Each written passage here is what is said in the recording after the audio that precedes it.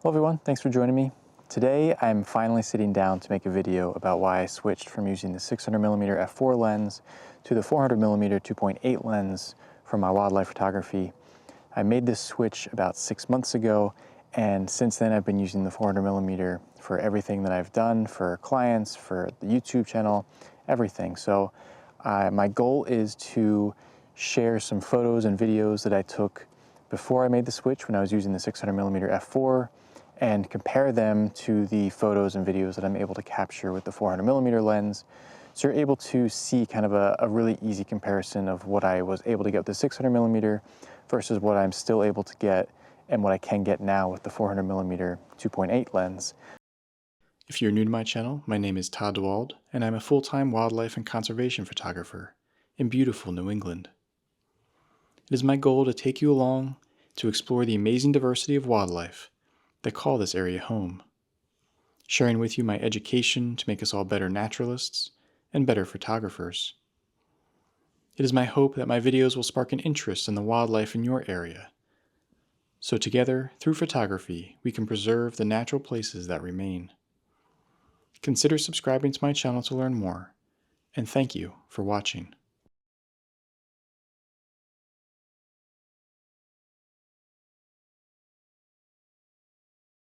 So I was originally using the 600mm f4 from Nikon, the previous version, so I believe it was the FLEDVR version. So that's what I was using before, so that's what I'm going to do most of my comparison on between that lens and the new Z mount 400mm 2.8 lens with the built-in teleconverter. Now obviously these lenses are not for everyone. These are expensive lenses, they're heavy, but if you have a need for it and you were like me when I was really struggling to decide which lens, which focal length would be the best one for wildlife photography, I'm hoping this video will answer some of those questions. And since I've used both and have used this one extensively for the past 6 months now, I really know how it handles and really see the advantage of using this lens for wildlife photography. Now, a lot of times when you hear the focal lengths of 400mm and 600mm, typically the 400mm is delegated to sports photography, things like that. And then the 600mm is immediately for wildlife. Now obviously for wildlife photography, the challenge is getting close enough to your subject and having more magnification in a longer lens, such as a 600mm or a 500mm, is going to allow you to stay farther away from that subject and still be able to get some photos, some close-up portraits of that animal, because you have that further magnification. Now the 400mm has less magnification than a 600mm lens, but it also has its advantages because you also have the low light capabilities of this lens going down to F2.8, which is really beneficial and something I'm going to talk about. First, I want to just do a comparison of kind of the depth of field differences between a 600mm prime lens and a 400mm prime lens, because that's really where a lot of the difference is going to be in this focal length. Because you have more magnification in the 600mm, you're going to be able to have a shallower depth of field, even at f4, pretty much throughout the entire range of the lens. The only advantage where this lens has, even with the f2.8 aperture, even though it's a wider aperture, because it has less magnification, you actually have a larger depth of field. Except when you get to the really small close focusing distances of this lens, which are better than the 600mm, that's when you're really going to have the advantage of the f2.8 and the shallower depth of field. But I'm going to put up some numbers here on the screen because it's just easier to see. So I'm going to reference the numbers here because I'm not going to remember them off the top of my head. So at, let's see, at 600mm, okay, at 100 feet distance from you to your subject, which is pretty standard for a lot of things. At 600mm f4, you're going to have a depth of field of about 1.99 feet. So it's just under 2 feet, so it's 23.88 inches. So you can see that that's a pretty substantial depth of field, but you'll be able to have an entire animal in focus at that point. Basically, if you're shooting a white-tailed deer, you're going to have mostly the whole deer in focus if you have a side profile. Now the 400mm at f2.8, your depth of field is 3.19 feet. So that's going to be 38.28 inches. So you can see that you almost have, a little bit more than an entire foot of extra depth of field in there. So you actually are going to have less of a blurred out background. than you would at a 600mm f4. Now at 50 feet, say that subject is closer to you now, the 600mm at f4 has a depth of field of just under half a foot. So it's 5.88 inches. So you can see the depth of field is getting narrower. You're going to have a more blurred out background because the depth of field is now narrower. And at that same distance, 50 feet at 400, even at f2.8, your depth of field is going to be 0.79 feet. Okay, so that's going to be 9.48 inches. So you can see that it's almost double the depth of field. Now at 25 feet, so you have a really close songbird or something like that, and you're photographing at 600mm f4, your depth of field is going to be 1.44 inches. Okay, so you're not even going to have that entire songbird in focus at 600mm f4. At 400mm at f2.8, you're going to have a depth of field of about 2.28 inches. Okay, so you can see that the depth of field is almost double, even if you have a wider aperture at f2.8. So based on this, you might be looking at me saying, why the heck would you ever want to go to a 400mm 2.8? Because you want to have those nice creamy out of focus backgrounds. You want to have that subject standing out in the field. You want to be able to really have it pop in the photo, have the rest of the background and the foreground blown out, so that the only thing in focus is just the eye of the subject, and that's it. And when you look at it on paper, you can see that it's going to be a lot harder to get that blurred out background and out of focus foreground and such in your photos with the 400mm 2.8 lens, because the depth of field is going to be larger. You're going to have more in focus. You're going to need to have that background and foreground farther away from your subject in order to get that out of focus, blurred out bokeh look. And based on that, that was one of the biggest reasons why I stuck with the 600mm f4 lens when I was still with Canon, and also when I initially went to the Nikon gear, because it was just easier to have that out of focus background. I really wanted to photograph the portraits of the animals, get closer to the wildlife without having to actually physically get closer to the wildlife. Now you have a 400mm lens that has a built-in teleconverter, which doesn't lose any image quality whatsoever, and that decision-making process gets different, because now you end up having a 560mm f4 lens, which allows you to get that extra magnification. And in my book, in my terms, basically this becomes a 600mm f4 lens and a 400mm 2.8 lens in one. Obviously you lose 40mm, but that's not really an issue. And you can see, I'll put up the depth of field differences with the 560mm f4 lens, and you can see that the depth of field really starts to become not an issue when you compare it to the 600mm f4 lens. Because now when you're shooting this lens at 560mm, comparing it to the 600mm lens, at 100 feet, your depth of field is 2.29 feet, which is 27.5 inches, we'll say. And you can see, I'll put the comparisons to the 600mm f4 lens here too, so you can really see the difference. At 50 feet, at 560mm f4, your depth of field is just over half a foot, so 6.72 inches. And then at 25 feet, the depth of field is 0.14 feet at 1.68 inches. Okay, so you can see how when you engage this internal teleconverter, your depth of field is going to shrink, and it really becomes comparable to the 600mm f4 lens.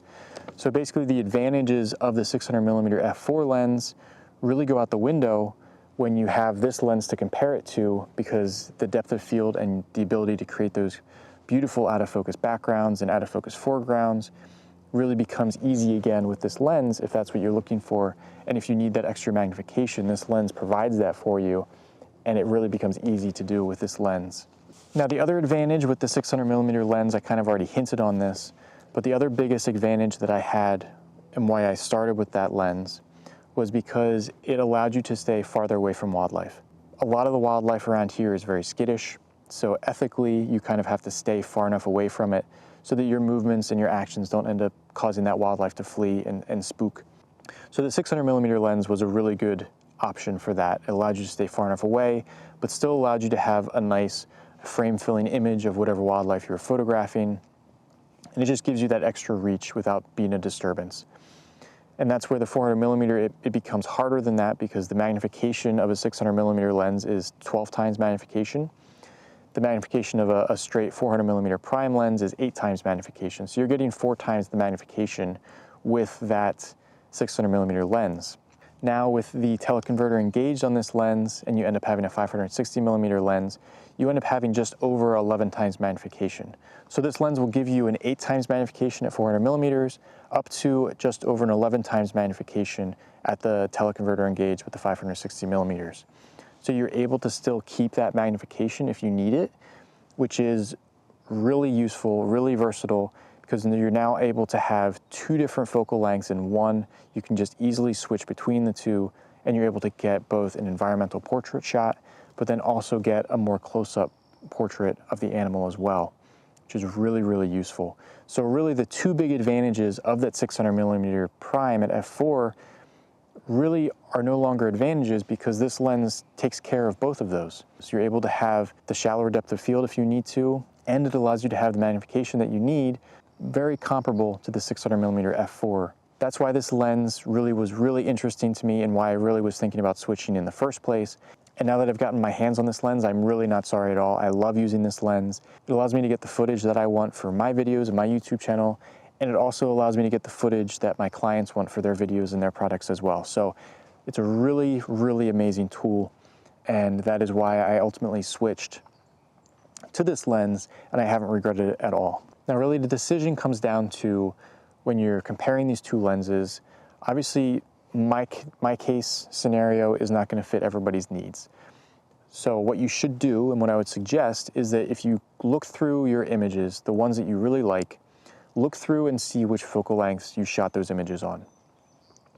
So if you're typically photographing animals at 600mm, you're comfortable at that distance that you need to be to photograph at that focal length, or you're typically photographing small songbirds, or really any bird because they're just so much of a smaller animal, then maybe you want to stick with the 600mm, and you don't need the 400mm 2.8, because you're just not going to photograph with the 400 anyway, and you're going to end up just using the teleconverter the entire time. That's not really the purpose for it. You might want to stick at the 600mm at that point. Or if you think that, oh, I photograph at 600mm, but then I might need that extra reach of a teleconverter to get me up to 840mm, then you might want to stick to the 600mm, because that would be the better fit for your needs. For me, I photograph all sorts of wildlife. So I photograph large mammals and small songbirds the same, okay? So for me, I really like the advantage of being able to photograph large mammals at 400mm. It allows for more of a environmental portrait. And I also kind of switched my photography a little bit from wanting to just capture the close-up portraits of the animals to wanting to include more habitat in my images. I like the scenery look. I like having the animals a little bit smaller in frame, because it just gives them a sense of place, and it just kind of adds to the story of the image. And it's something that I think my clients really like as well, because most of the projects that I work on are basically about the habitats, and the habitats that things are found in, their properties, the preserves, and they want to show that animal in their preserve. And that 400mm allows me to do that really well. Now, if you're like me and you photograph all sorts of different animals, different wildlife, large and small, then the 400mm might be perfect for you, because you're going to end up using that 400mm 2.8, and you'll be able to use that 560mm basically equally. And for me, it's kind of an understanding, well, if I go out and I want to photograph small songbirds, I'm going to know that I'm probably going to have that teleconverter engaged. I'm going to need that 560mm, because I just need to stay far enough away from those small songbirds so that they don't fly off. And that's fine with me, because I know that the image quality is going to be perfect. I'm not hesitant in using the teleconverter. And it's not like I'm not using this lens to its abilities because I'm using the teleconverter. No, I'm using this lens for what it's made for, and I'm fine with that. And then I'm able to easily switch back to the 400mm and get that more overall shot. Or if the birds come really close, or the wildlife comes really close, which happens, you're able to back off and get that 400mm 2.8, get that really shallow depth of field, and you don't need to move and back away if that wildlife comes too close to you. So it's really beneficial. And I think the main thing I'm harping on here, which you probably get now, is just how versatile this lens is. And that's really why I was interested in switching, and why I ultimately ended up switching, was the versatility of it. Another thing that changed and allowed me to shift to the 400mm focal length is that my approach to getting closer to wildlife changed as well. So before my approach was, I'll just call it an active approach, where I was commonly hiking through the woods and I'd come across some wildlife and I'd actively try to get closer to that wildlife. And that's where the 600mm lens really helped, because you didn't have to get as close to the wildlife in order to get those images. Now I've shifted probably in the past year or so from being active, we'll say, and actually actively going through the forest and trying to approach wildlife. And I've shifted more to being more of a passive approach. So I end up trying to find a nice location that I think the wildlife are going to be. And I end up sitting and being quiet and having the wildlife come towards me. And that approach really allows you to get closer to wildlife, I find. It's also really nice because the wildlife is actually approaching you. So there's less of a chance that your presence is going to spook that wildlife and cause it to flee. And it allows you to essentially get closer to wildlife where the 400mm focal length is actually enough, especially for larger animals, larger mammals, and even for birds as well. If you end up sitting and finding a good location where there's going to be some perches or some activity for birds, you can get really close to the birds, and the 400mm is still long enough magnification, large enough magnification to get some nice frame-filling images and also the environmental shots as well. So that shift has really kind of changed a little bit before I got this lens, but definitely has shifted more since I've gotten this lens. And I don't know if that's just a result of having this lens, but I feel like that's also kind of a natural shift that happens once you become more aware of habitats and locations where wildlife is going to be found. It's a kind of a different approach to being able to find a nice location, set up there, and wait and be confident the wildlife is actually going to be in that area and show up for you. Now, the other obvious benefit of this lens is the low light capabilities. Okay, so the 600mm, the aperture you can get is an f4. The 400mm you can get down to f2.8. So you're able to allow twice the amount of light into your lens because you have that wider aperture, which is really beneficial, especially in the New England forests, because when summertime comes and the foliage pops out, it gets really dark in the forest. It's very surprising sometimes how dark it is, even in the middle of the day. So when you're trying to photograph warblers or small songbirds in the forest, a lot of times you end up needing that f2.8 because there's just not that much available light. You need to have a fast enough shutter speed to freeze the action, and this lens allows for that. So it's really beneficial for that. And also it allows you to be out a little bit longer or a little bit earlier in dawn and dusk when the wildlife's more active. It's a very beneficial thing to have, just to know that you can go a little bit longer. It's allowed me to get some nice photos of screech owls because I was able to actually be out there. It was pitch black, I couldn't see a thing, but this lens was able to gather enough light to get some nice images. So it's really beneficial that way. And some other benefits that I found for this lens is really well balanced. A lot of the weight is actually up here towards the camera, so it's really easy to hand hold. You're able to maneuver it really well. Compared to the 600mm lens I was using, it was very front heavy, so it was very hard to hand hold even for short distances. Now, I still commonly use this lens on a tripod because I'm doing a lot of video work, but it's nice and easy to balance on the tripod. The only thing I really do not like about this lens is the location of the focus ring. So it's right here. It's kind of shifted back from where it usually is on the older versions of these lenses. Typically it was up here farther, which was a little easier to use when you have your hand up here stabilizing the lens. You can easily just kind of twist the dial. Now they have these function dials up here, which are nice, but it kind of puts the focusing dial back farther, and it makes it a little bit harder to use unless you're kind of have your hand up here, and you can still use it pretty easily, but I like having my hand a little bit further forward on the lens just to add some more stabilization when I'm doing video and photos, but it still works out. It's the only thing I really don't like about it. Another great thing about this lens is that it takes external teleconverters really, really well. I've used both the 1.4 times teleconverter and the 2 times teleconverter on it, which allows you to go up and starts at 560mm, goes up to I think 780mm, something around there, with the 1.4 times teleconverter. And then if you have the 2 times, it brings you up to 800mm 5.6, up to a 1120mm f8 lens, both of which I've used. And have been really useful, especially if you need to get closer to certain wildlife that you really don't want to approach. I used it photographing and getting video of the northern harriers on the grasslands, and it really works really well, especially for video. I find that the 2x teleconverter is amazing for video. The 1100 millimeter is just amazing for close-up stuff. I haven't really used that much for photos. I find that the 800 millimeter 5.6 with the 2x teleconverter on this works really well for photos. I actually end up increasing the aperture a little bit to 6.3, and I find it's a little bit sharper, but it's still an amazing combination. I wouldn't hesitate using those with or without the internal teleconverter engaged. So if you're in the same kind of situation that I was, in kind of an agony of deciding which focal length or which lens it would be best for you and your needs, it really just comes down to what focal length do you typically shoot in, what distance you usually have from you and your subjects, what kind of photos are you looking to get? Are you looking to get more close-up portraits, or are you looking to get more of the environmental shots?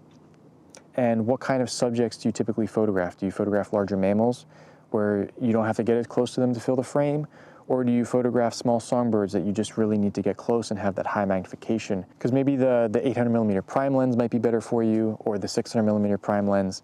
It really depends on your needs and your cases.